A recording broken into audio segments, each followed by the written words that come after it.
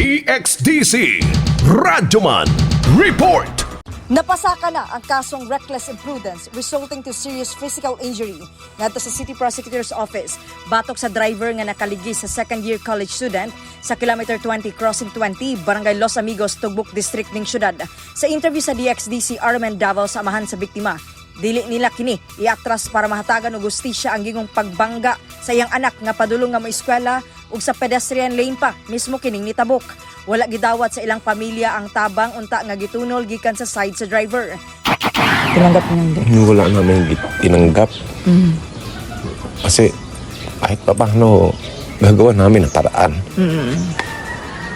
At saka wala pa kaming time, parang hindi pa namin madawat. So gusto niyo talaga push mo din ang case ngayon, sir? Oo. Para sa anak mo po.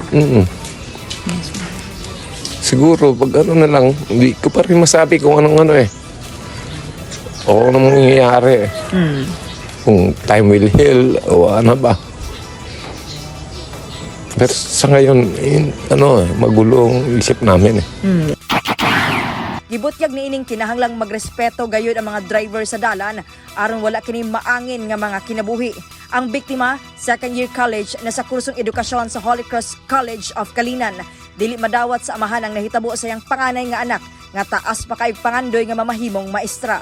Sa interview sa DXDC team kagahapong adlaw Martes, masulubong gipahibalo sa amahan nga ubos na ang tsansa sumala sa mga doktor ug comatose usab kini tungod sa severe kung grabing head injury. Kasama mo sa balita ug serbisyo publiko, Radyoman Aimee Ganita, Tatak RMN.